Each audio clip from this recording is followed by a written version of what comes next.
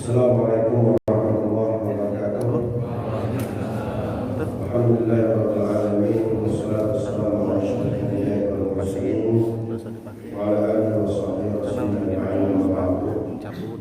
Yang sama-sama kita hormati Al-Ustaz Al-Mukarram Rahmat Baik Bumi LC dari Kota Bandung, Tuan-tuan guru, adik ulama, pandai, Bapak Ibu hadirin hadirat yang saya muliakan, wabil khusus dari teman-teman kita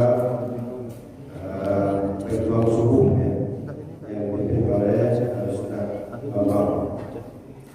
Pertama-tama kita panjatkan puji dan syukur kepada Allah Subhanahu wa taala di mana pada subuh hari yang berbahagia ini kita dapat berwajah berkumpul bersama-sama di Masjid kami Ustaz, Masjid Al-Azhar. Jadi kami ada dua masjid di hati ini, Muhajirin wal Ansar.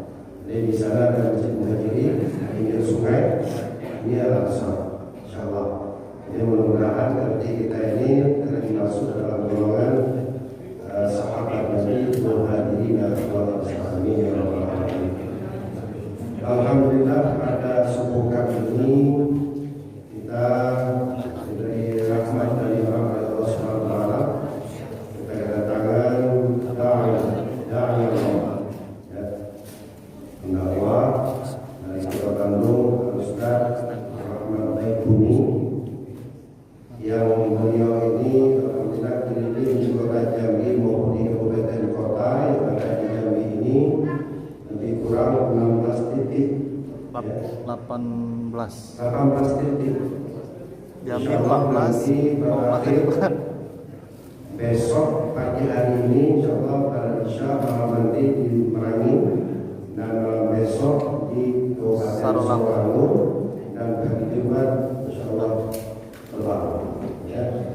Jadi Jumat kami sudah berangkat ke Kota Bandung, dan kita berdoa mudah-mudahan beliau diberi kesehatan.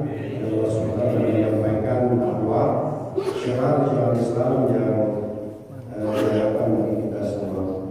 Atas nama pengurus Masjid Al-Azhar, kami mengucapkan ribuan terima kasih yang sebesar-besarnya kepada Ustaz Rahmat Baik Bumi LC yang telah sudi hadir berkenan mengundangkan kami, dan ini lebih makan Ustaz. Ya, harapan kami sampai keluar kita mengundang juga keluar, tapi namanya apa? Kita bisa berbicara Allah yang menentukan semuanya. Maka dari itu, Bapak Ibu sekalian, Bapak Guru, mari kita bersama-sama menyimak ya uraian nanti seperti dakwah. Ini tema besarnya umat Islam akhir zaman. Jadi seperti apa umat Islam akhir zaman nanti, insyaallah nanti akan disampaikan lebih tuntas oleh Ustaz Rahmat Baik Bumi LC.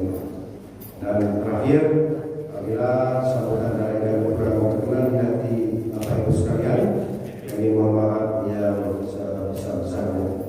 Insyaallah dakwah seperti dakwah ini nanti dipandu dengan ada video juga, ya, ada apa tulisan-tulisan dengan kita melihat layar untuk lebih kita memahami makna dari dakwah yang disampaikan oleh Ustaz Rahmat ini.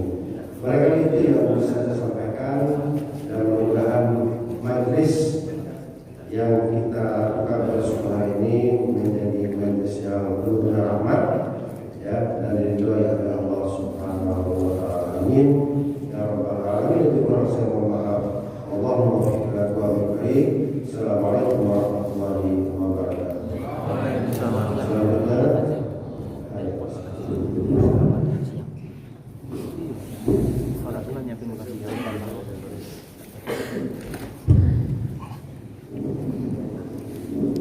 Terima kasih kami sampaikan kepada Bapak yang telah menyampaikan sebutannya. Dan selanjutnya, Bapak Ibu dan Allah Subhanahu wa taala, sebelum kita mendengarkan tausiah dari Ustaz, sedikit ingin kami sampaikan terkait yang masuk Ustaz Baik Bumi. Video-video yang lama itu banyak. Alhamdulillah kita seperti itu. Itu dikit lagi 30%. sampai hari ini konsep dan serius untuk terus mensiarkan publikasi tentang kondisi bangsa hari ini. Maka dari itu nanti juga akan Ustaz memaparkan di akhir bagaimana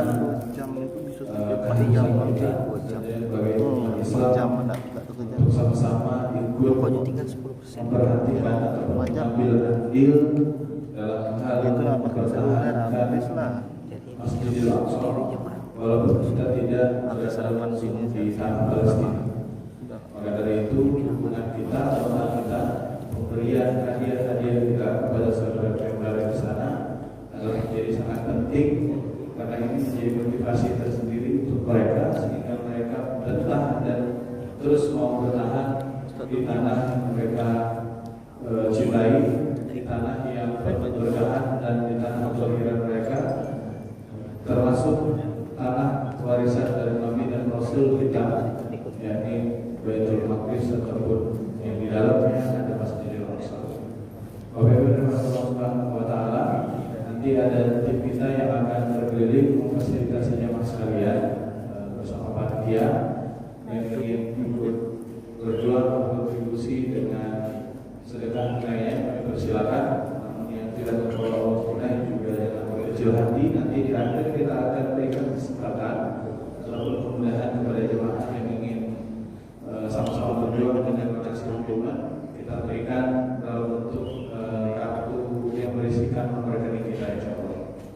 Sebelum mendengarkan tausiah, lebih baiknya kita salawat dulu untuk mengikhlaskan hati-hati kita agar materi yang disampaikan nanti mudah berdasar dan ikhlas kita menerima apa yang Ustaz sampaikan kepada kita, insyaallah. Sallallahu ala Muhammad sallallahu alaihi wasallam sallallahu ala Muhammad sallallahu alaihi wasallam sallallahu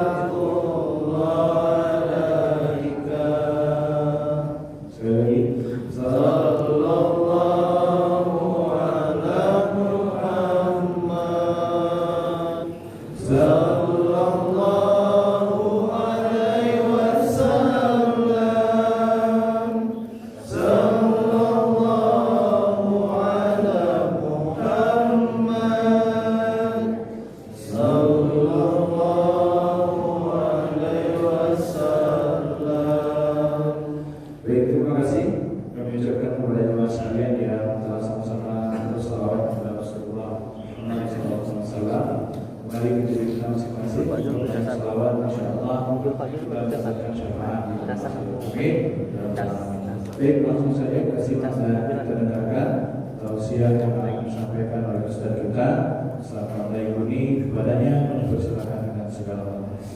Kalau dulu bocah dulu ngambil apa nih guys? Di taman belum mau banget. Disuruh ya.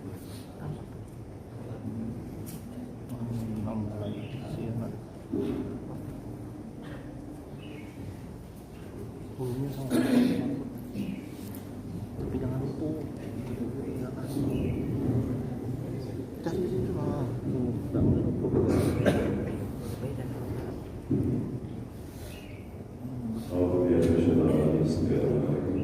Assalamualaikum warahmatullahi wabarakatuh.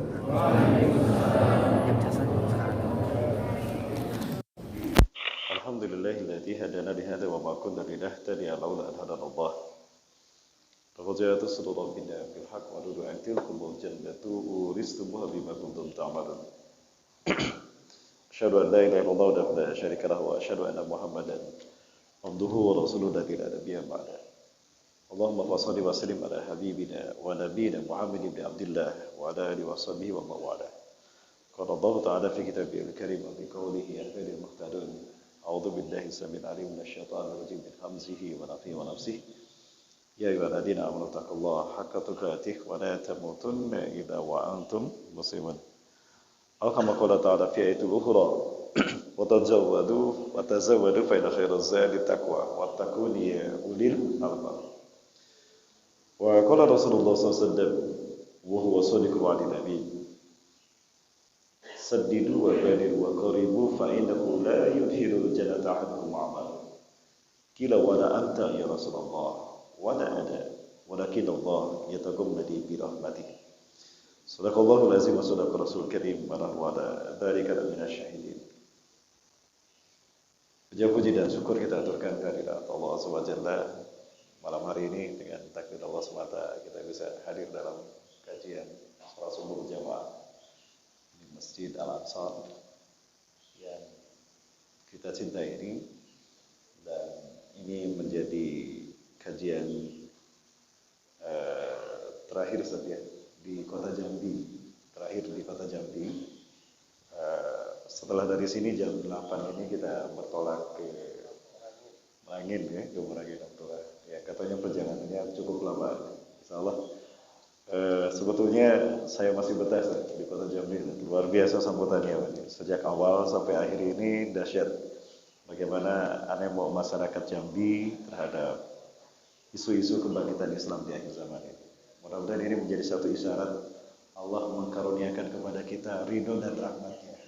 Amin ya rabbal alamin. Salawat dan salam semoga tercurah pada uswah dan kedua kita Rasulullah Muhammad sallallahu alaihi wasallam. Nabi dan Rasul yang diutus ke tengah-tengah kita menjadi satu isyarat memang kalau kita berada di akhir zaman.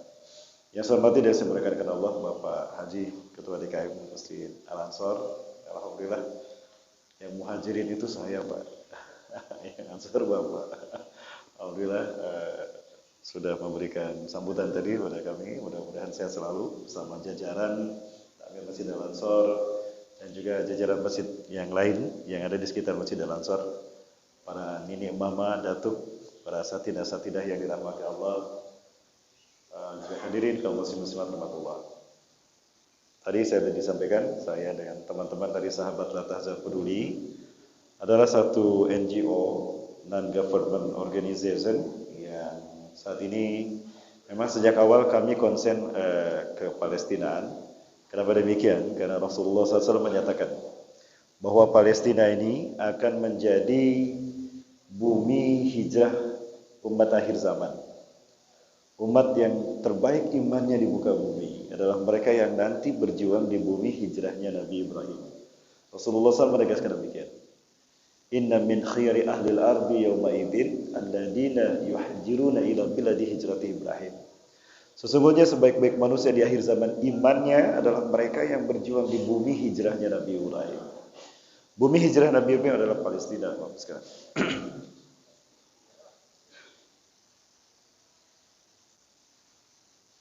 Ini saya perlihatkan kondisi bumi hijrahnya Nabi Ibrahim, maksudnya Palestina. Terakhir kami mengunjunginya 2020 kemarin Bapak sekalian. Dan inilah situasi Al-Khalil Hebron.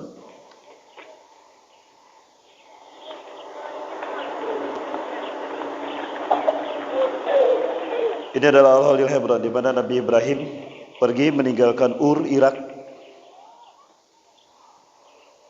Dari Irak kemudian melewati Babylon ke Al-Haran. Haran ini masih wilayahnya masuk ke wilayah Suriah atau perbatasan Irak dengan Suriah. Kemudian tinggal di Halab. Ya, di Haran ayah dari Nabi Ibrahim meninggal, Tarikh bin Nahur, usia 250 tahun. Kemudian Nabi Ibrahim alaihissalam dari Halab menuju ke Al-Khalil Hebron. Inilah situasi Al-Khalil Hebron. Sepi Bapak Ibu. Kenapa sepi? Karena Israel sesekali mereka melakukan upaya menteror umat Islam yang ada di sana. Kita masih ingat bulan Ramadan 2016 atau 15, 64 umat Islam yang sedang sholat taraweh syahid.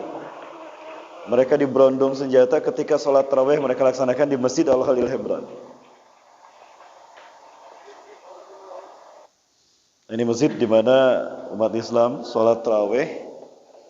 Oh yang ini Bapak Ibu, yang satu ini. Ini Masjid Nabi Ibrahim alaihissalam.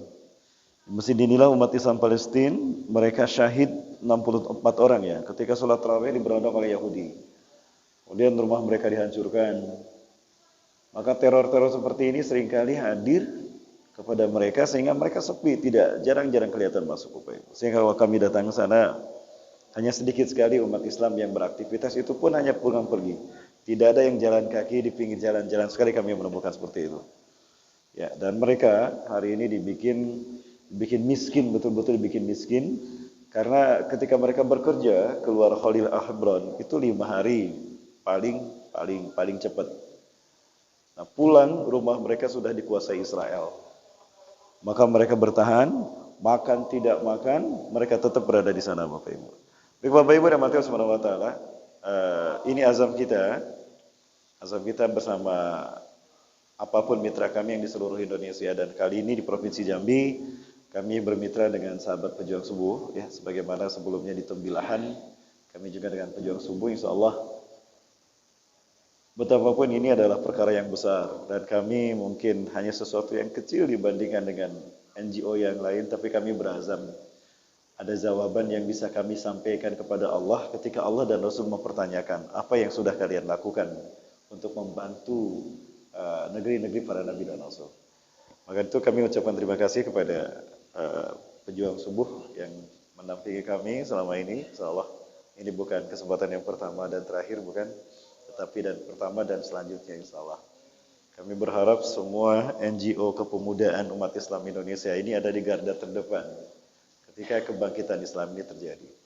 Bapak Ibu dan Matius Subhanahu wa taala, dan juga kami diiringi juga oleh teman-teman kami dari Muamalah Akhir Zaman ya. Ada Bang Ari, ada Ustadz Ari dan Ustadz Mandi. Mereka menyediakan madu dan minyak kasturi. Ya, kenapa minyak kasturi yang dibawa? Ya, kami mengingatkan bahwa ternyata Rasulullah kalau sholat ke masjid itu selalu memakai minyak wangi. Di antaranya yang sering digunakan Rasulullah adalah minyak kasturi. Ya, konon minyak kasturi ini bisa mengusir gangguan setan kepada kita. Saya membuktikan sendiri dan saya tidak menduga ada seseorang lagi kajian tiba-tiba pingsan ketika saya mendekat ceramah, mendekat keliling begitu, dia pingsan. Ini di Lendeng, bukan di Lendeng, di Lembang Pak Haji, di Lembang. Akhwat, dia pingsan, kemudian dia bangun dan jinnya teriak-teriak kesakitan. Kenapa jinnya teriak-teriak kesakitan? Ternyata jinnya tidak suka dengan minyak wangi kasturi ini. Oh, baru paham saya. Ternyata Rasulullah menggunakan minyak kasturi ini karena memang jin tidak suka. Nah, kemudian saya gunakan untuk meruqyah. Ada seseorang terkena gangguan setan, ya, gangguan jin. Omongannya gak karuan. Kemudian ketika saya coba ciumkan minyak wangi ini, langsung jinnya keluar. Dan dia sadar, loh, saya ada di mana? Ini siapa? Oh, selama ini kemana dia? Qadarullah, ini merupakan satu karunia dari Allah. Maka Bapak Ibu yang membutuhkan silakan, di depan ada Ustadz Ari dan juga Ustadz Wandi, dan ada satu lagi madu ya Bapak Ibu sekalian. Ini mohon maaf iklan dulu. Dan saya yakin Bapak Ibu yang di sini suka madu ya, bapak-bapak terutama. Pak suka madu Pak? Suka apa ya? Suka madu yang tua apa madu yang muda Pak? Madu asli Pak, ini madu asli Iqzal. Bapak Ibu membeli produk ini, berarti Bapak Ibu ikut membantu Palestina juga. Baik Bapak Ibu yang dirahmati Allah Subhanahu wa taala. Terkait dengan realitas umat akhir zaman, saya berbicara yang kekinian saja kepada Bapak Ibu sekalian. Ini adalah diskusi kami di kota Bandung. Sebentar, Ibu, suara saya jelas, Bu? Oh, enggak jelas? Oh, lagi setel, ya. Tadi yang sebelumnya kayaknya bagus ya, Pak.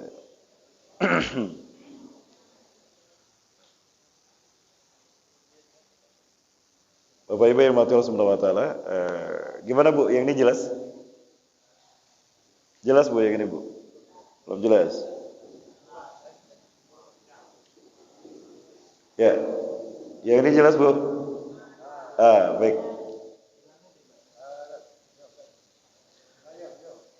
Bapak Ibu yang dirahmati Allah Subhanahu wa taala, ada sekelompok orang, ada sebuah gerakan yang bersifat clandestine. Apa itu gerakan clandestine? Gerakan bawah tanah, underground. Yang ini terdiri dari global elit dunia, mulai dari para pemimpin negara, para politikus, pakar militer. Mereka seringkali melakukan perkumpulan-perkumpulan rahasia yang mereka memiliki program yang sangat gila. Program gila ini adalah program yang ingin menghabisi umat manusia di dunia. They really want to take over the world and to create one government in the world. Mereka ingin menghabiskan umat Islam dunia, reduksi populasi manusia, menguasai dunia dengan tatanan dunia baru.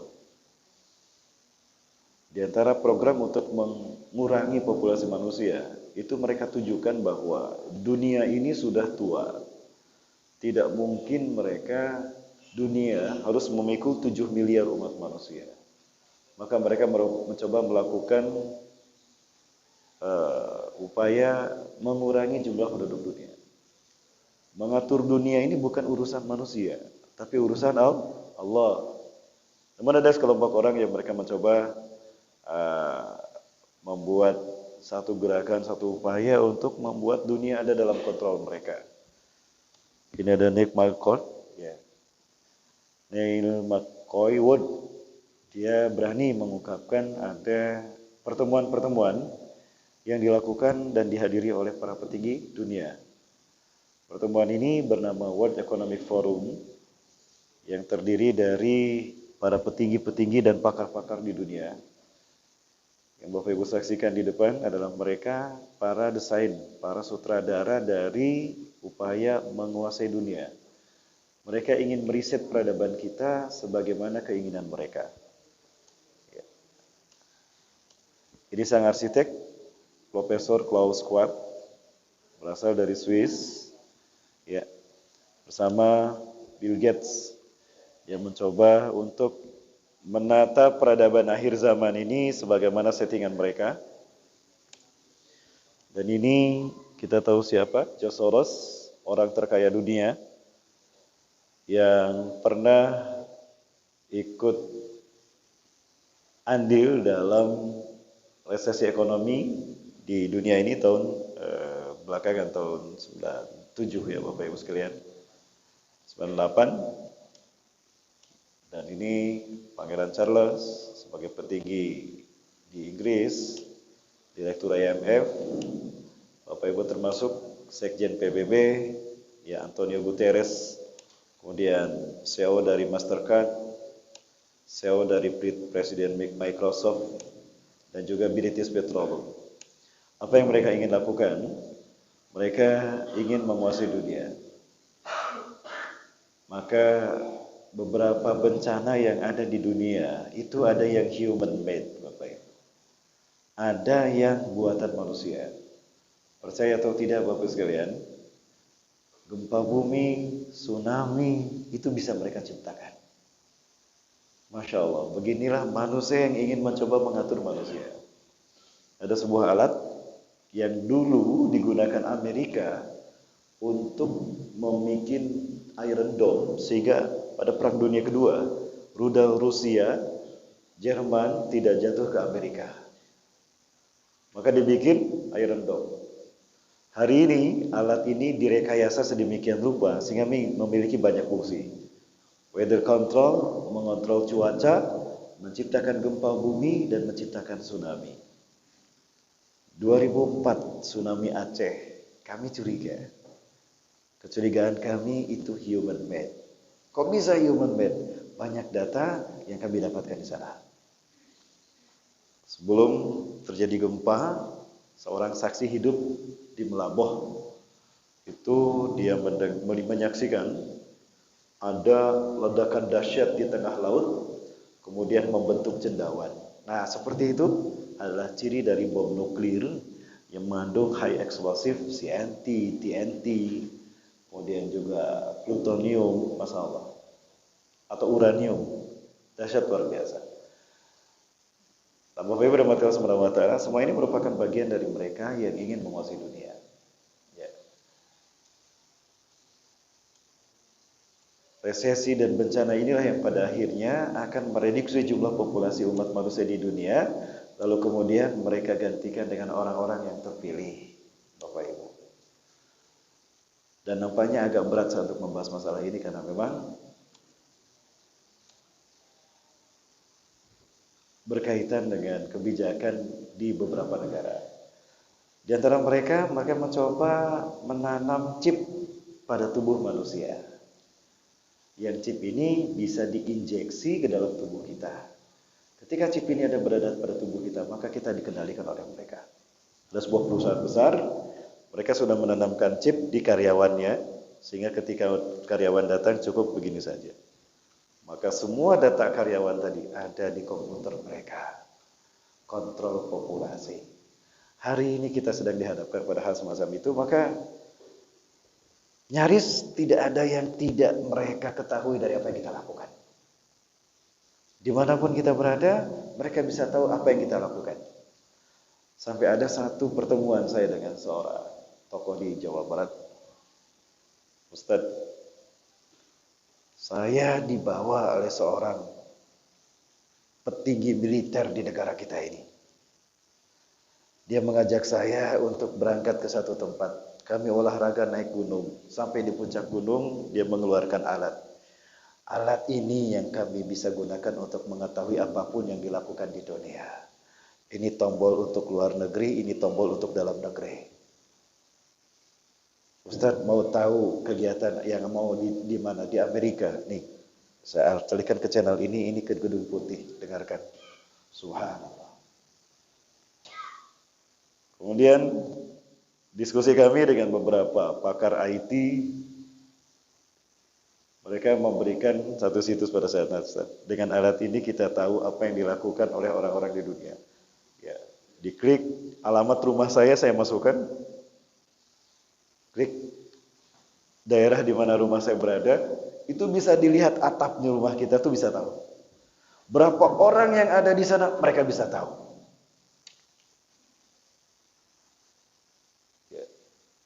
Zionis Yahudi, mereka punya satu gedung, di mana di gedung itu ada satu lantai, di mana setiap dindingnya itu peta dunia, touchscreen Bapak Ibu, dan itu terhubung dengan internet, akses internet 24 jam. Mereka klik Indonesia, pulau-pulau di Indonesia.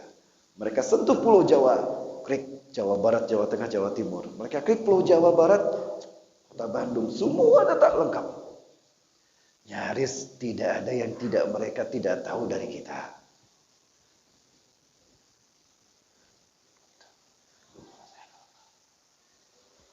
Baik Bapak Ibu rahmatullah. Jelas Bu? Suara saya jelas? Ya. Ibu-ibu nggak jelas? Baik Bapak Ibu rahmatullah subhanahu wa ta'ala. Nah, hal semacam ini merupakan bagian dari kondisi umat akhir zaman. Kita berhadapan dengan satu gerakan untuk menguasai dunia. Namun begitu mudah bagi Allah untuk menghabisinya Bapak Ibu. Apa itu? Dicabut saja teknologi, hancur tipu daya mereka. Subhanallah. Inilah yang Allah firmankan, a'udzubillahi minasyaitonir rajim, wa makaru wa makarallah wallahu khairul makirin. Mereka membuat makar, Allah membuat makar. Sebaik-baik makar tipu daya adalah tipu daya Allah Azza wa Jalla. Amin, amin, amin. Bapak Ibu rahmati Allah subhanahu wa ta'ala. Itu hanya sedikit informasi saja, Bapak Ibu rahmati Allah, yang pada akhirnya saya makin yakin dengan gerakan mereka.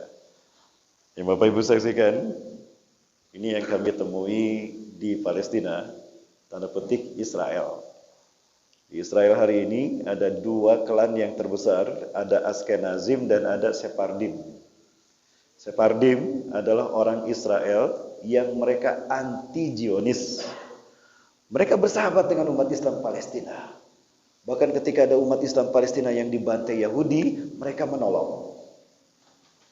Salah satu dari kelompok mereka adalah Nature Karta yang bersahabat dengan kita umat Islam.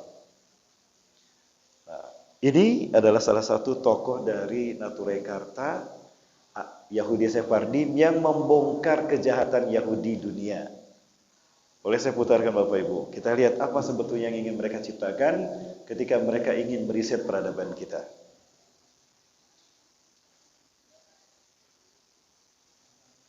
מחזיק לפניי מסמך של האו"ם, New World Order, UN Agenda. אני אומר לכם ישר את התרגום. סדר עולמי חדש של האו"ם בין השנים 2021 עד 2030. לא תאמינו מה שתשמעו.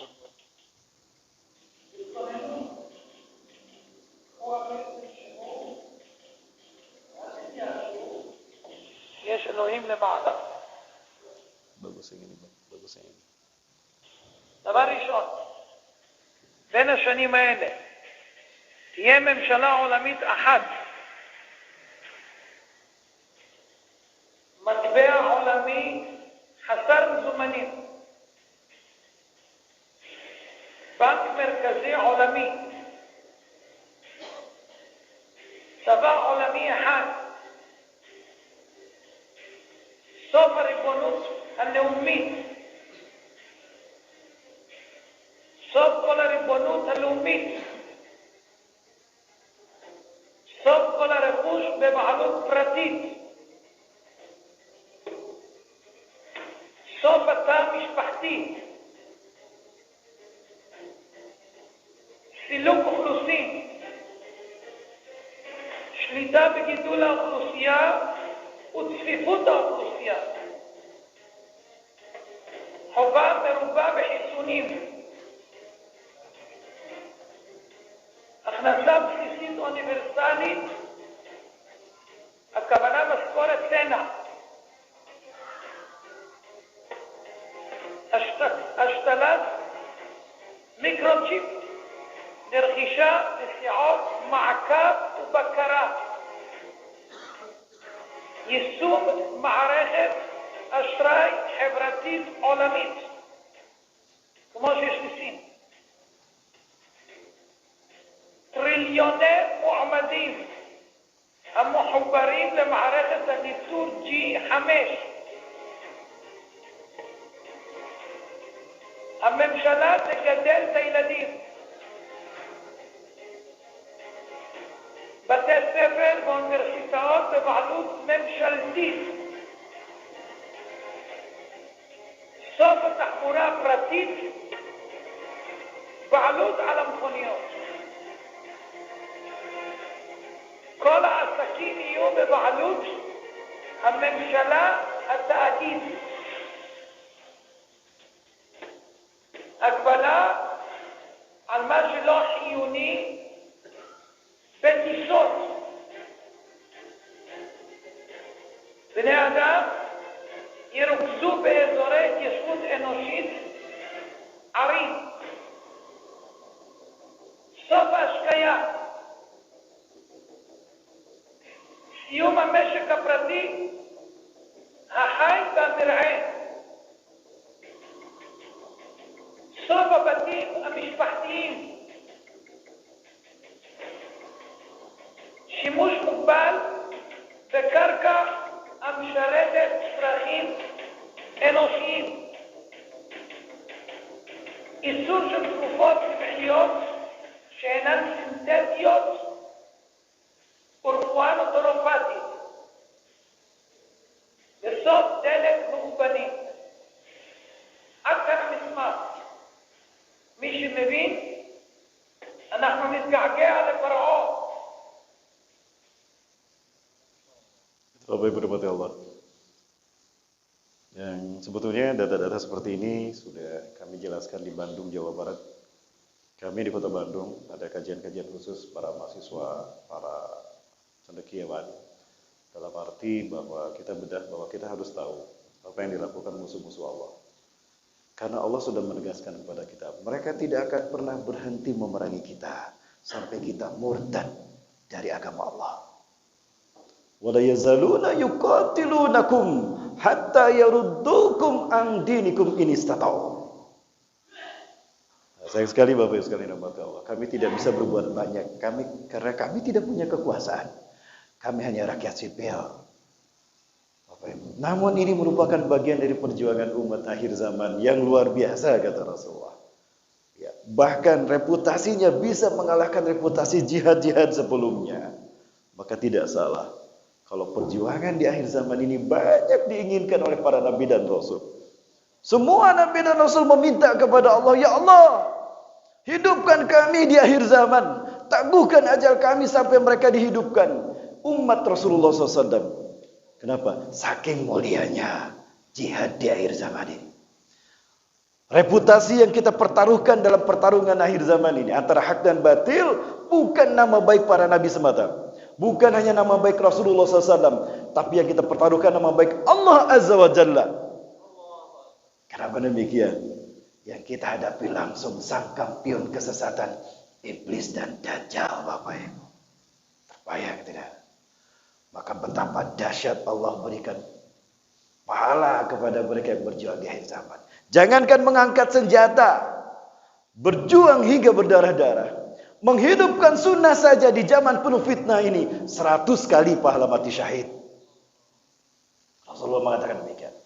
Man ahya sunnati 'inda fasadi ummati falahu ajru mi'ata syahidin. Barang siapa yang menghidupkan sunnahku pada saat manusia mematikannya, dia akan mendapatkan 100 kali pahala mati syahid. Seorang sahabat bertanya, asyhadu minna wa minhum, syahidnya kami sahabat Anda atau syahidnya mereka umat mereka sendiri? Bal syuhadu minkum, bahkan 100 kali syahidnya kalian. Allahu Akbar. Pertarungan yang paling bergengsi, babak final Bapak Ibu. Maka akan ada banyak hal yang mungkin kita tidak menduga. Saya sendiri terkadang berpikir dulu, ini hadis saya bacakan jangan di tengah-tengah umat. Ini kisah saya sampaikan jangan. Jangan-jangan umat tidak bisa menerimanya. Percaya tidak Bapak Ibu? Sahabat sudah mengenal yang namanya Amerika, Rusia, Perang Dunia ke-1, ke-2, ke-3, Perang Armageddon, Perang Malhamatul Kubra. Bahkan Abu Hurairah, beliau banyak hadis dan ilmu yang beliau dapatkan dari Rasulullah SAW. Abu Hurairah, sahabat Rasul yang dulunya jahiliyah sahabat. Nama aslinya Abdus Syamsi bin Sokhar, hamba matahari, anak batu hitam. Di Arab, batu hitam bisa punya anak. Namanya begitu. Abdus Syamsi bin Sokhar. Beliau datang masuk Islam. Ya, Rasul tanya, siapa namamu? Abdus Syamsi bin Sokhar. Allahu Akbar. Nah, saya ganti namamu ya. Silakan nih Rasulullah. Abdurrahman bin Sokhar. Dia disebut Abu Hurairah karena sejak kecil suka dengan anak-anak kucing. Hirrah. Maka dia diberi nama Abu Hurairah. Beliau berkata, beliau banyak meriwayatkan hadis. Kurang lebih ada 5.364 hadis yang beliau riwayatkan. Menjelang wafat beliau berkata begini kepada para tabi'in. Demi Allah, aku mendapatkan 2 bejana ilmu dari Rasulullah SAW. 2 bejana ilmu aku dapatkan seumur hidupku bersama Rasulullah sampai beliau wafat. 1 bejana ilmu sudah aku berikan kepada kalian. Tinggal 1 bejana ilmu yang belum aku berikan pada kalian. Sampai saat ini aku menyembunyikannya. Karena aku khawatir jika dulu aku sebutkan, leherku ini taruhannya. Jadi ada 1 bejana ilmu. Ada beberapa hadis yang Abu Hurairah menyembunyikannya. Kenapa beliau menyembunyikannya? Takut umat Islam saat itu salah terima. Bahkan gara-gara salah terima bisa jadi nyawa beliau taruhannya. Maka menjelang beliau wafat ini, beliau sampaikan, demi Allah hari ini, saat ini kalian saksikan, aku sebentar lagi mati. Dan aku takut menyembunyikan ilmu ini. Maka tolong saksikan, aku sampaikan sekarang. Apa yang beliau sampaikan? Para sahabat saat itu memang tidak kenal. Hari ini kita tahu apa maksud yang disampaikan oleh Rasulullah melalui Abu Hurairah ini. Mau saya perlihatkan Bapak Ibu? Waktu kita panjang? Jamaah. Woi jamaah. Waktu kita panjang? Sampai jam berapa ini? Bapak Ibu, ini saya perlihatkan salah satunya. Mudah-mudahan masih ada. Coba saya perlihatkan Bapak Ibu ya.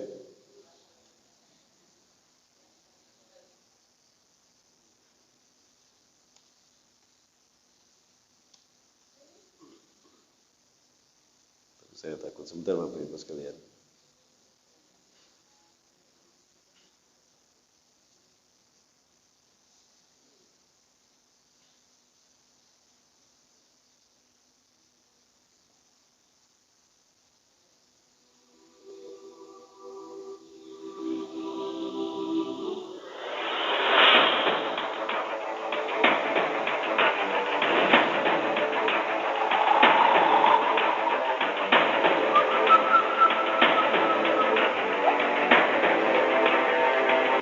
Assalamualaikum warahmatullahi wabarakatuh, sahabat Islam semuanya.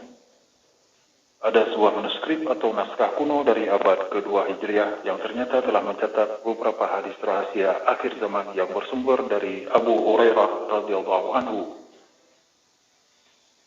Setiap muslim pasti sering mendengar nama Abu Hurairah radhiyallahu anhu. Lahir 598, wafat 678 Masehi.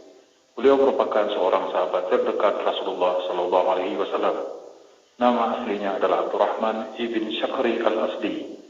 Beliau berasal dari kabilah Bani Daus dari Yaman. Abu Hurairah adalah sahabat yang paling banyak meriwayatkan hadis dari Nabi Muhammad Sallallahu Alaihi Wasallam, yaitu sebanyak 5.374 hadis. Dari sekian banyak hadis yang beliau riwayatkan, ternyata ada beberapa hadis dari Rasulullah SAW yang beliau sembunyikan dari kaum muslimin di masa itu. Abu Hurairah pernah mengatakan, aku menghafal dari Nabi SAW 2 bejana ilmu. Untuk satu bejana sudah saya sampaikan kepada kalian. Untuk bejana yang kedua, andai saya sampaikan kepada kalian, maka kepalaku akan dipenggal. Hadis riwayat Bukhari. Mengapa Abu Hurairah takut menyampaikan sejumlah hadis tersebut? Untuk diketahui, hadis yang disembunyikan Abu Hurairah bukanlah hadis yang berkaitan tentang akidah dan syariah Islam, tapi berkaitan dengan fitnah dan kejadian di masa mendatang, di mana di dalam hadis-hadis tersebut Rasulullah SAW menyebutkan nama peristiwa, nama pelaku, nama tempat, dan alasan kejadian tersebut. Hadis-hadis ini berkaitan dengan perang, pemberontakan, dan pembunuhan. Berita-berita fitnah ini ketika hanya diketahui oleh orang yang amanah dan berilmu, maka akan berada di posisi aman. Namun jika dipegang oleh orang jahil atau bodoh, resikonya besar sekali karena dapat membahayakan beliau sendiri dan orang lain. Kemudian juga dapat menimbulkan huru-hara, maraknya fitnah kepada orang yang tidak bersalah, perpecahan dalam tubuh kaum muslimin, dan lain sebagainya. Al-Hafiz Ibnu Hajar menyebutkan pendapat, kemungkinan yang dimaksud dengan ilmu yang disembunyikan adalah informasi terkait tanda-tanda kiamat, terjadi perubahan besar dan kekacauan di akhir zaman, sehingga jika disampaikan akan diingkari oleh orang yang tidak bisa menerimanya dan ditolak oleh orang yang tidak menyadarinya. Namun ternyata menjelang wafatnya, Abu Hurairah memberi sedikit informasi kepada orang-orang dekatnya dari kalangan tabi'in, yaitu generasi kedua setelah Rasulullah, tentang hadis yang beliau pendam dalam hati selama hidupnya. Nah, yang mengejutkan, di Perpustakaan Nasional Turki di Istanbul tersimpan sebuah manuskrip langka dari abad kedua Hijriah yang ditulis oleh salah seorang tabi'in, yaitu generasi ketiga setelah Rasulullah yang berasal dari Syam. Manuskrip itu sendiri berjudul Salam Wahar fi Akhir Zaman Ar-Rab. Nah, yang benar-benar menakjubkan adalah di dalam manuskrip ini ternyata telah tertulis secara gamblang terjadinya beberapa peristiwa besar dunia, lengkap dengan nama-nama tokoh pelaku utamanya. Di sini kita hanya akan membahas beberapa kutipan saja. Kutipan sesuai terjemahan aslinya sebagai berikut. Perang akhir zaman adalah perang dunia, yakni kali ketiga sesudah dua perang besar sebelumnya. Banyak sekali yang mati di dalamnya. Perang dikobarkan oleh seorang laki-laki yang merupakan kucing besar di negeri gelas dan mahkota di kepala. ... Teks tak dapat terbaca lagi. Sementara perang kedua dikobarkan oleh seorang laki-laki yang nama panggilannya adalah Tuan Besar, dan seluruh dunia memanggilnya Hir... Teks tak dapat terbaca lagi. Maka Abu Hurairah pun berkata, dalam rangkaian hitungan hijrah sesudah 1300 tahun, dan mereka mengikat perjanjian yang di situ Raja Rum melihat bahwa perang semesta dunia pasti terjadi. Allah menghendaki terjadinya perang, dan waktu tidak berjalan tanpa perjanjian dan perjanjian. Lalu berkuasalah seorang laki-laki dari negeri yang bernama Jirman, bernama Al-Hir. Ia ingin menguasai seluruh dunia, memerangi semua bangsa di negeri-negeri salju dan kebaikan. Ia bergerak dengan murka Allah sesudah beberapa tahun api menyala. Ia ingin membunuh rahasia Arush atau Arus.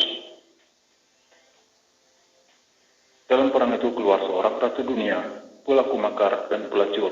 Namanya Amerika. Ia menggoda dunia waktu itu dalam kesesatan dan kekafiran. Sementara itu Yahudi di dunia saat itu berada di tempat yang paling tinggi. Mereka menguasai seluruh Al-Quds dan Al-Madinah Al-Muqaddasah, kota yang disucikan.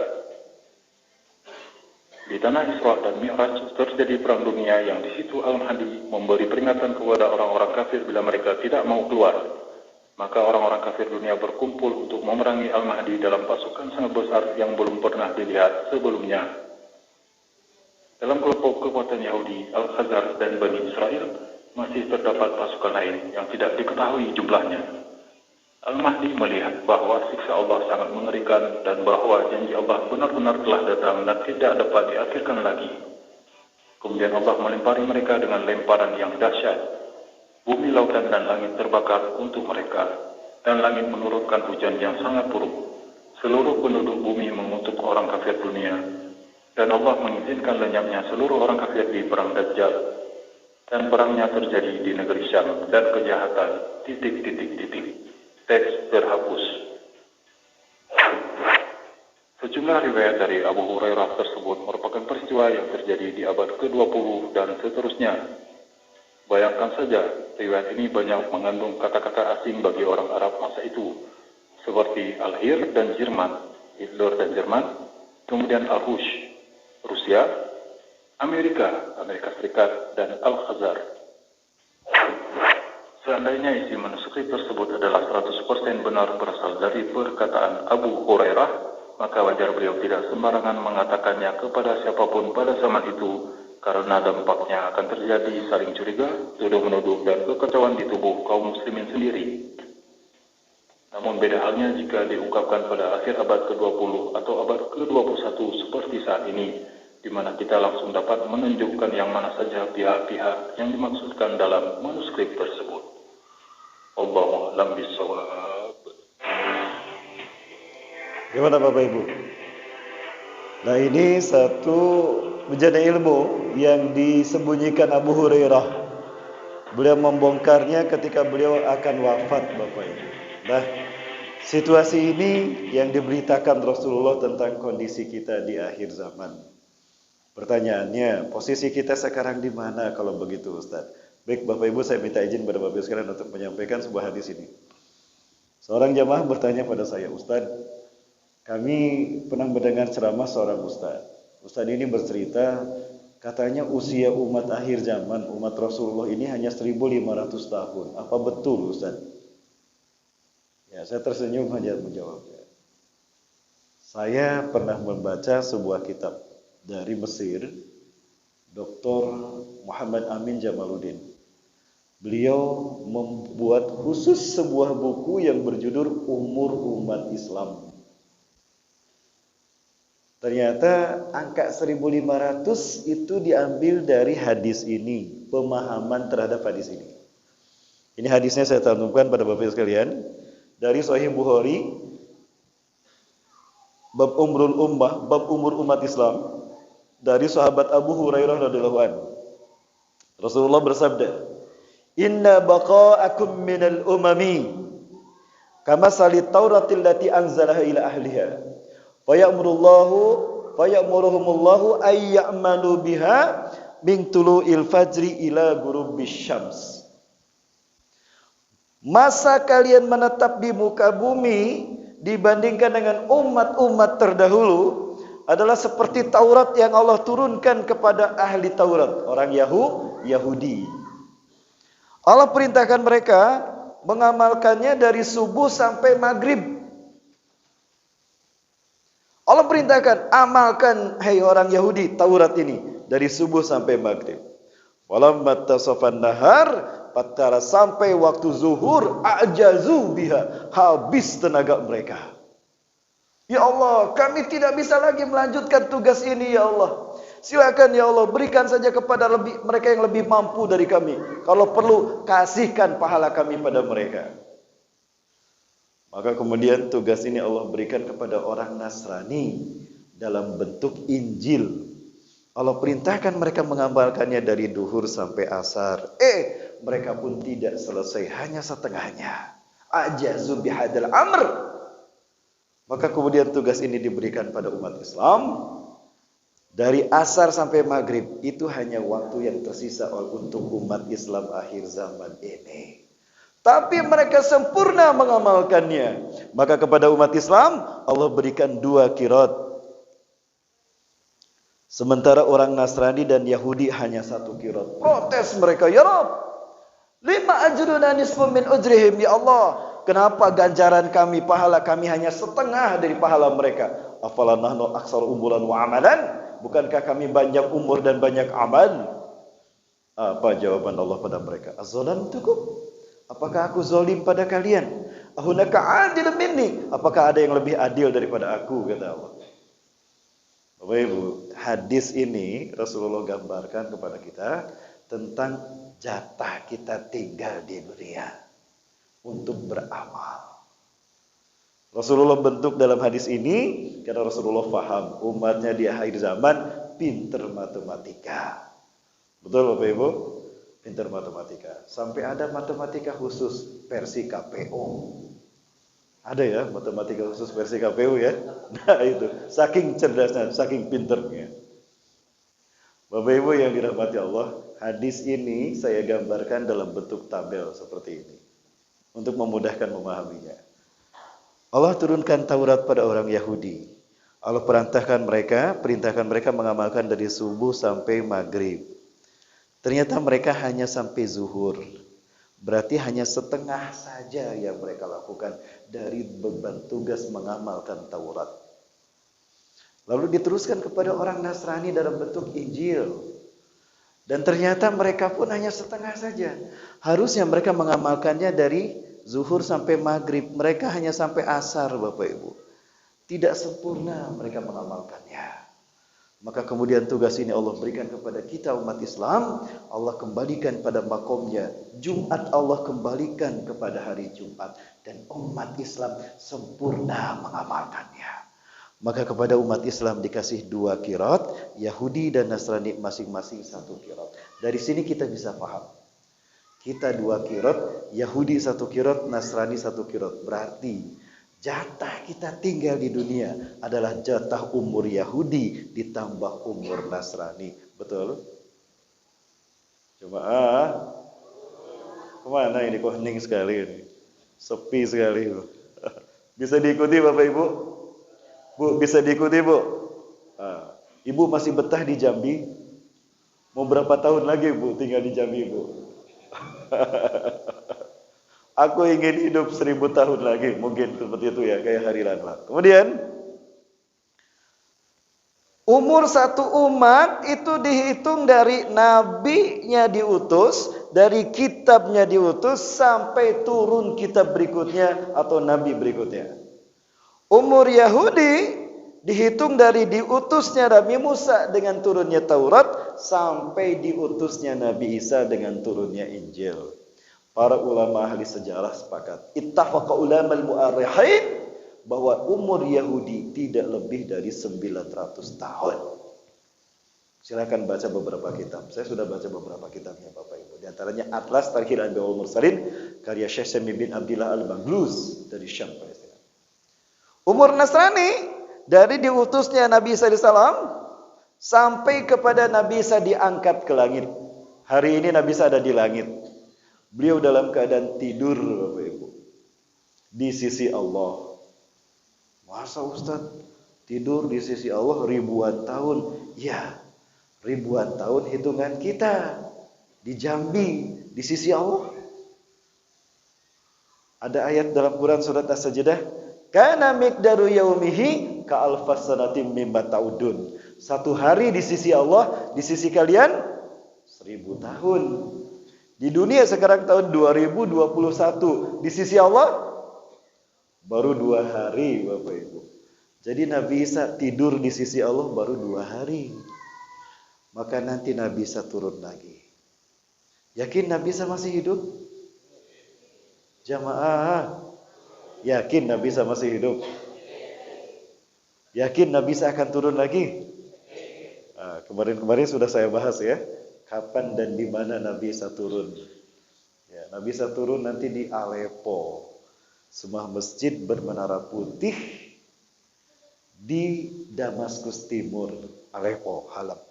Ketika itu umat Islam akan melaksanakan sholat subuh berjamaah. Wa qad uqimatis sholah, qomat sudah dikumandangkan. Wa imamukum minkum, imamnya dari kalangan kalian sendiri. Ya. Bapak Ibu ya dirahmati Allah, itu sudah kami bahas tentang Nabi Isa alaihissalam. Kita bahas tentang yang ini. Nah, kemudian antara Nabi Isa diangkat ke langit sampai Rasulullah diutus, berarti ada masa kosong, patroh. Masa patroh ini para ulama sepakat tidak lebih dari 100 tahun. Nah, kita hitung sekarang Bapak Ibu sekalian. Yahudi 900 tahun, Nasrani 500 tahun. Dijumlahkan berapa? 1400. Ada masa patroh sepakat tidak lebih dari 100 tahun. Berarti 1500 tahun. Ini yang saya jelaskan kepada ibu-ibu yang bertanya tadi. Bu, nih hadisnya seperti ini. Maka tidak salah jika ada ulama mengatakan umur umat ini 1500 tahun. Imam Bukhari, Imam Syafi'i bahkan memprediksi, Imam Bukhari, umat Islam ini paling hanya sampai 1465 Hijriah. Imam Syafi'i 1475 Hijriah. Tuh, para ulama aja memprediksi seperti itu. Imam Bukhari dan Imam Syafi'i. Giliran saya yang ngomong, cocok logi, dukun, peramal.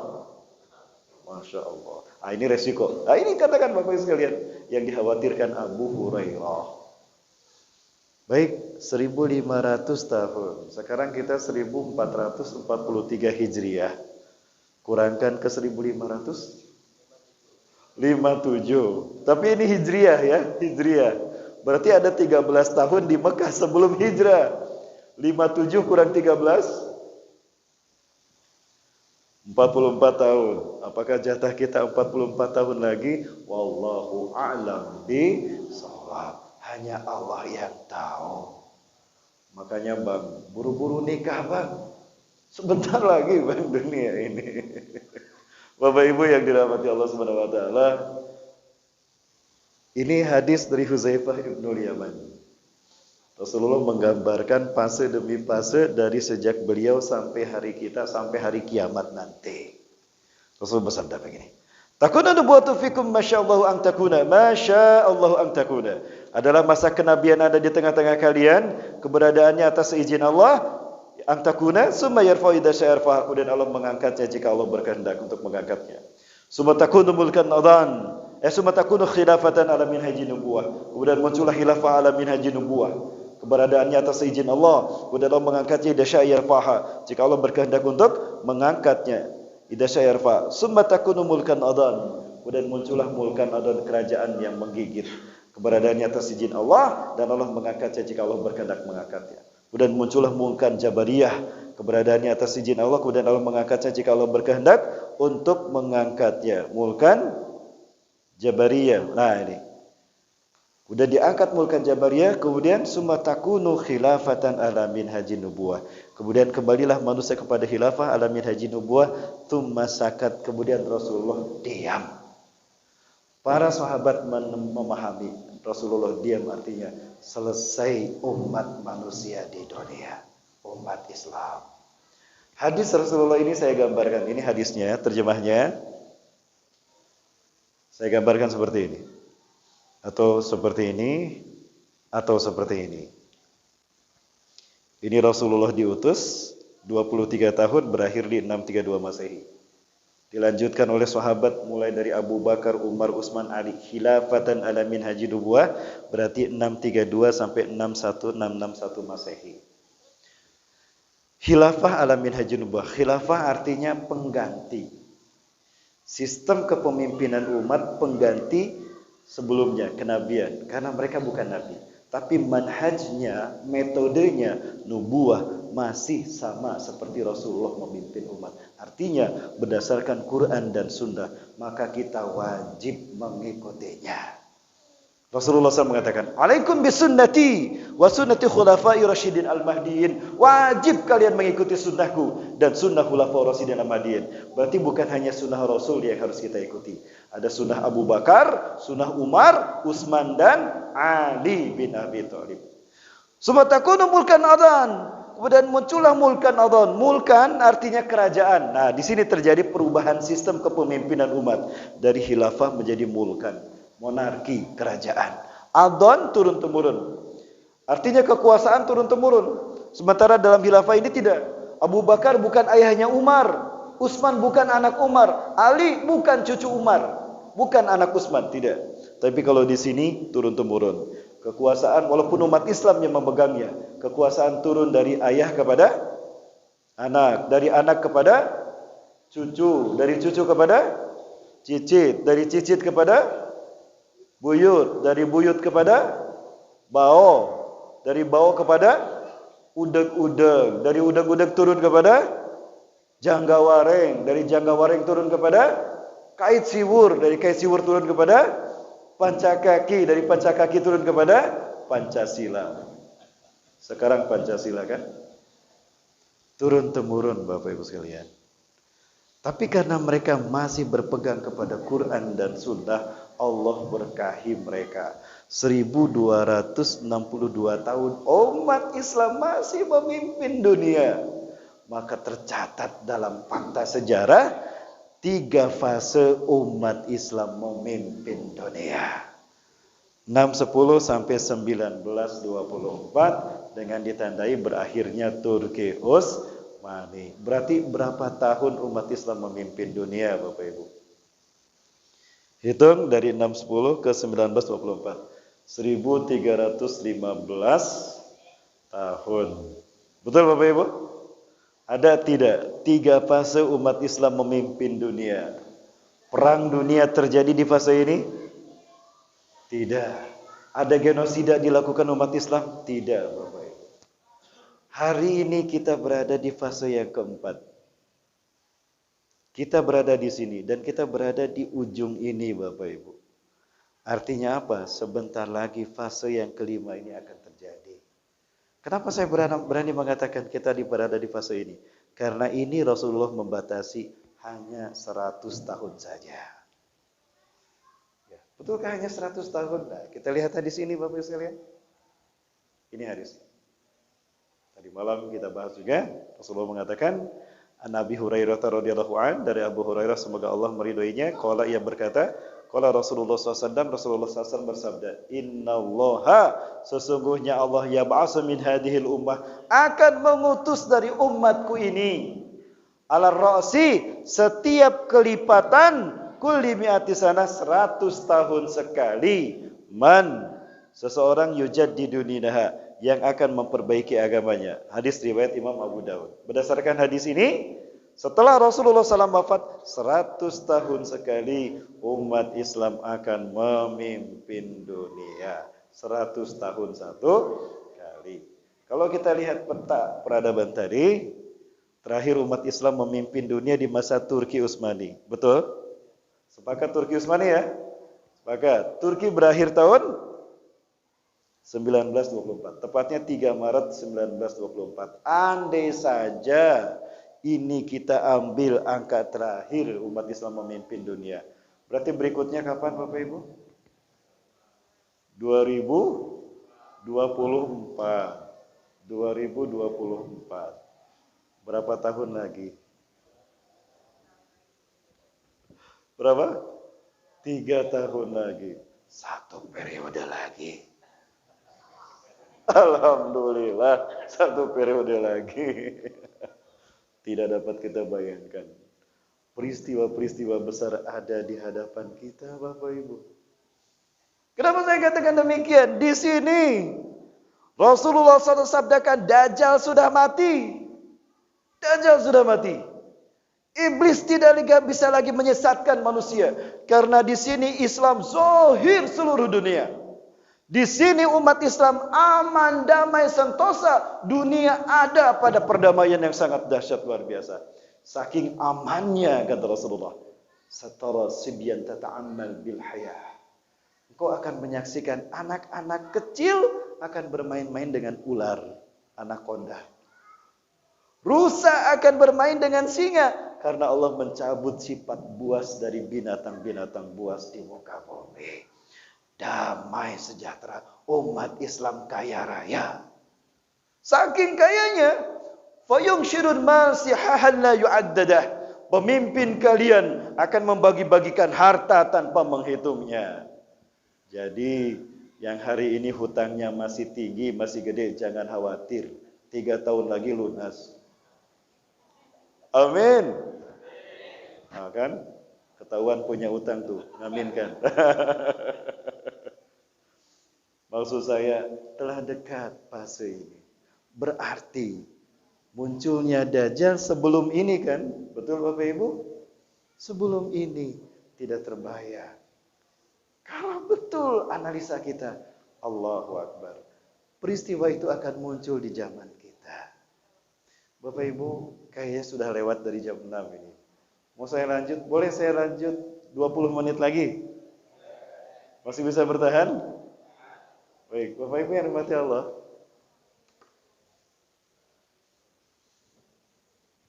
Berbicara peperangan akhir zaman. Ada 2 perang yang akan terjadi berdasarkan hadis-hadis Rasulullah SAW. Yang satu, perang di mana manusia masih menggunakan teknologi, Bapak Ibu. Perang masih menggunakan teknologi.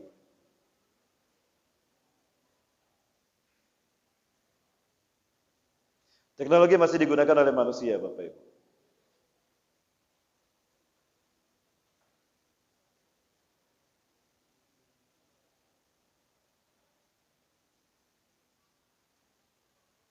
Bisa perlihatkan peristiwa-peristiwanya. Berdasarkan hadis-hadis Rasulullah, saya susun seperti ini. Bukan saya yang menyusun ini, tapi ada satu icon dari satu situs yang menampilkan urutan-urutan peristiwa ini sampai hari kiamat. Ini berdasarkan hadis Rasulullah SAW, Bapak Ibu. Namun tidak semua ulama ahli hadis sepakat susunannya seperti ini. Seperti saya. Menurut saya, terbitnya matahari dari barat tidak di sini, tapi di sini, Bapak Ibu. Karena antara direbutnya kembali Turki nanti akan hancur. Hadis Rasulullah, akan ada 80 bendera Bani Rum. Innakum satuqatiluna Rum. Kalian akan berperang dengan Rum. Wahum yashtarikuna tahta samanina royah. Bani Rum ini akan berada pada 80 bendera. Akan ada 80 bendera, mereka datang dari Bani Rum, Eropa. Hum yang ziluna fil a'maq au bidabik. Mereka akan turun di a'maq atau dabik. A'maq, dabik itu Turki, Bapak Ibu. Adapun kalian berada di Halab, kata Rasul. Kalian berada di Halab itu Aleppo, Suriah. Aleppo dengan Turki, Suriah Turki itu berbatasan. Kayak Indonesia dan Malaysia di Kalimantan. Seperti itu. Walikuli royatin isna asyara alaf jududan. Satu bendera 12.000 pasukan. Berarti ada 1 juta pasukan Bani Rum yang akan menguasai Turki. Nanti umat Islam akan memahami kembali. Kemana? Karena perang ini akan dimenangkan umat Islam. Setiap peperangan ini akan dimenangkan umat Islam karena umat Islam dipimpin oleh Imam Mahdi. Bapak Ibu, sekarang semua peristiwa ini sudah mulai panas di telinga saya. Saya katakan tadi, peristiwa-peristiwa besar ini sepertinya telah dekat ke zaman kita. Yang saya khawatirkan, kita belum siap menghadapinya. Gimana Bapak Ibu? Mohon maaf, inilah pembahasan akhir zaman Bapak Ibu. Terkadang orang takut membahasnya. Jangankan ibu, saya saja ustadznya takut. Maka saya tidak mau takut sendirian. Maka saya sekarang berbagi rasa takut pada Bapak Ibu. Biar kita takut bareng-bareng. Bapak Ibu yang dirahmati Allah. Peristiwa ini sekarang sedang ramai. Termasuk yang ini Bapak Ibu. Ini juga sama. Semuanya ada di laptop saya nih Bapak Ibu. Mau saya perlihatkan? Mau? Yang bos sebelah sini aja. Ini enggak berarti. Mau saya perlihatkan? Siap bertahan di sini. Baik, saya perlihatkan Bapak Ibu. Ada yang pernah mendengar? Inggris dengan Rusia akan berperang. Hampir berperang hari ini. Ada yang pernah mendengar? Baik, saya perlihatkan. Yang kayak gini tidak mungkin berada di, ya mungkin aja saja ada, tapi Bapak Ibu mungkin tidak semuanya bisa mensiarkannya, ya, stasiun-stasiun televisi ini.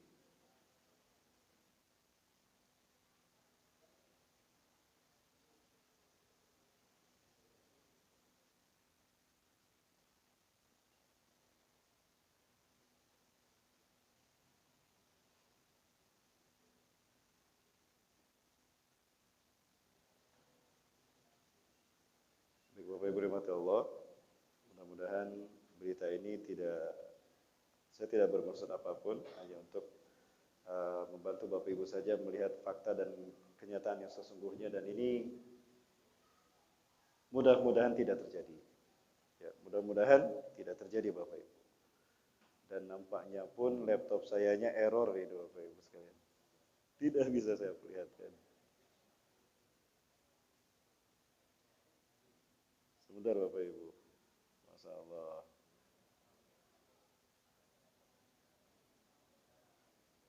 Baik, Bapak Ibu mohon maaf mungkin yang satu itu tidak bisa saya tampilkan. Ini ada satu analisa dari apa yang disampaikan Rasulullah dalam hadisnya.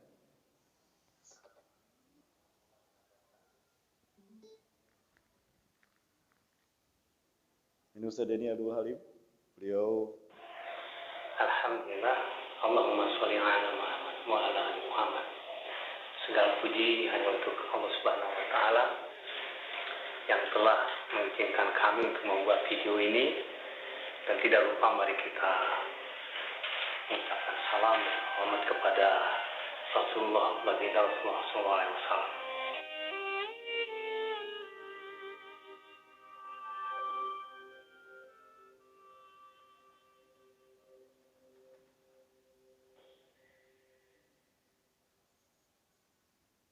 Jadi menurut beberapa hadis, perang-perang yang dihadapi oleh umat akhir zaman itu ada dua jenis. Perang di mana teknologi masih digunakan. Dan ini akan berlangsung sampai Turki hancur, Bapak Ibu. Nah, kemudian perang yang kedua adalah perang tanpa teknologi. Rasulullah SAW menyebutnya Malhamatul Kubra. Malhamah artinya perang, artinya tempat di mana banyak daging manusia berserakan.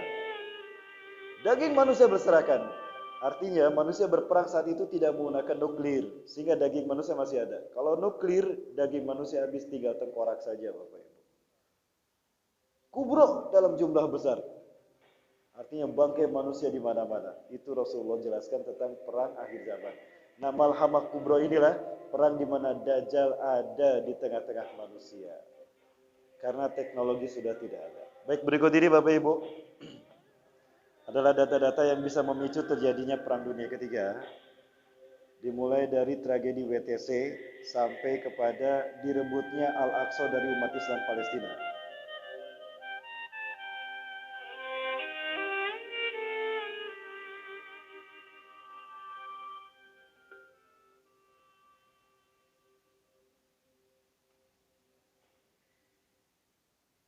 Every nation in every region now has a decision to make. Either you are with us or you are with the terrorists.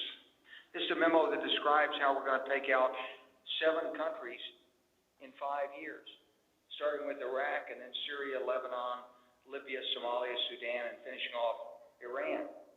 Je vais vous dire quelque chose. J'étais il y a 2 ans à peu près, avant que des hostilités commencent, à préparer l'invasion des rebelles en Syrie. Et on m'a même demandé à moi, sous le prétexte que j'étais ancien ministre. Baik, saya baca saja Bapak yang saya hormati Allah. Ini ada gambaran jika seandainya perang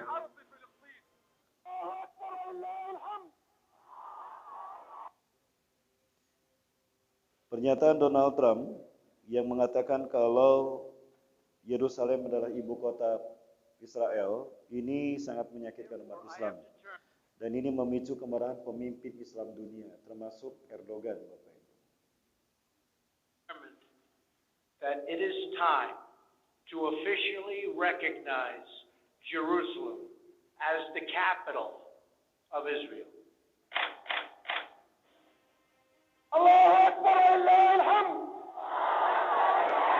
Siri siri ya Hamas. Siri siri ya Hamas. أن الشهادة والمقاومة هي الطريق لتحرير أرض فلسطين باستعادة القدس والأقصى. Sayın Kral, Müslümanların kırmızı çizgisi.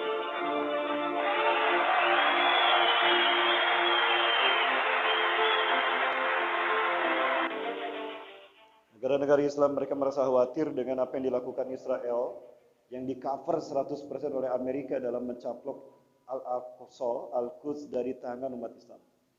Saya menyaksikan demikian ketika saya berada di Palestina, Bapak Ibu. Beberapa kali kami berkunjung ke sana, Israel makin meningkatkan eskalasi mereka di wilayah Al-Aqsa atau Yerusalem.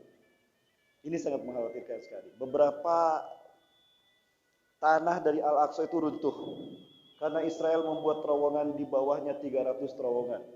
Jadi kalau ada gempa 6 skala Richter ambruk Masjidil Aqsa. Ini kiblat kita yang pertama. Dan ini gambaran jika memang perang nuklir itu terjadi, Bapak Ibu. Saya khawatir kita tidak siap mengikutinya. Ini contoh gambaran saja, Bapak Ibu.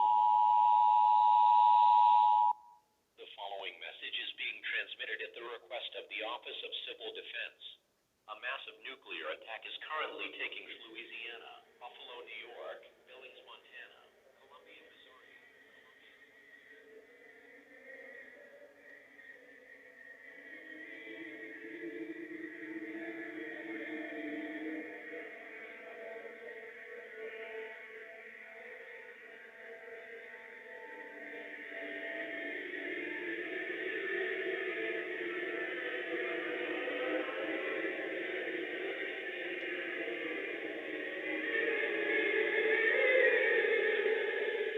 Sifat nuklir, dia menggunakan gelombang fusi elektron. Gelombang fusi elektron pertama akan menciptakan hawa panas sehingga membakar apa yang ada di muka bumi. Gelombang fusi elektron berikutnya akan menghancurkan apa yang telah dibakar tadi. Ini sifat bom nuklir, high explosive.